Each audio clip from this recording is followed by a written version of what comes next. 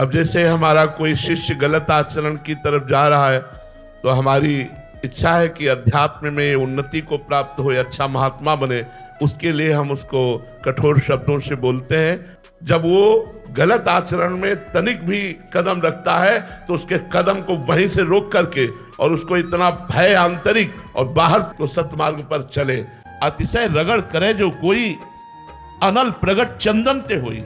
चंदन शीतल होता है लेकिन अतिशय रगड़ करो तो अग्नि पैदा हो जाएगी। जबान से राधा राधा राधा राधा ज्ञानाग्नि प्रकट हो जाएगी, समस्त कर्म संस्कारों को भस्म कर देगी और भगवत साक्षात्कार करा देगी।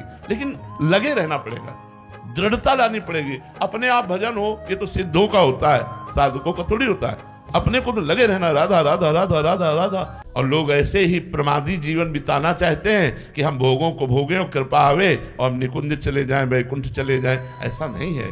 साधन धाम मोक्ष कर द्वारा, ये साधन का धाम शरीर है, हमें साधना करनी पड़ेगी, अवश्य अवश्य करनी पड़ेगी। बिना साधना के कृपा का अनुभव नहीं होता।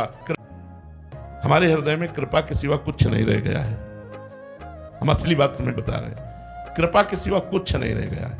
लेकिन आप साधन हमारा देखो, सुबह से लेकर के और रात्रि तक साधन देखो। हमारा साधन नहीं है, वो हमसे कराया जा रहा है।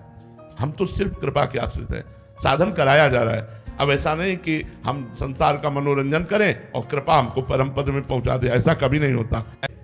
आप गृहस्थ हो, आप नियम ले लो, मैं अधर्म का पैसा स्वीकार नहीं करूंगा, धर्मयुक्त पैसे की नमक रोटी खाऊंगा, उसी से अपने परिवार को चलाऊंगा। मैं कभी पराई स्त्री का स्पर्श भी नहीं करूंगा काम भाव से, अपनी पत्नी से मैं अनुराग रखूंगा।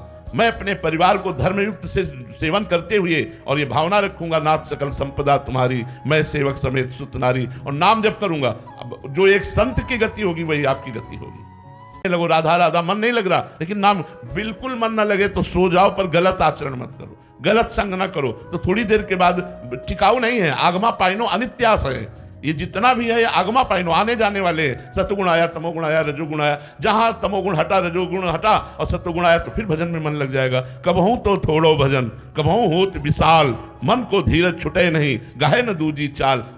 ये जितना भी है ये आगमा पाइनो, आने जाने वाले। सतगुण आया, तमोगुण आया, रजोगुण आया, जहां तमोगुण हटा रजोगुण हटा और सतगुण आया तो फिर भजन में मन लग जाएगा। कबहू तो थोड़ो भजन, कबहू होत विशाल, मन को धीरज छुटे नहीं, गाहे न दूजी चाल। संसार की आसक्ति वाले खेल ना खेलने लगे, फिर तो टिकाऊ हो जाएगा तमोगुण रजोगुण और सतोगुण गुप्त रहेगा। अगर हम बचा ले गए अपने को तो सतोगुण फिर आगे बढ़ा देगा। हाँ, जो तमोगुण जनित होती तो उसे समझ में नहीं आता, निद्रा प्रमाद आलस्य ये चीजें लगेंगी, लेकिन उसकी भजन प्रियता बनी रहेगी।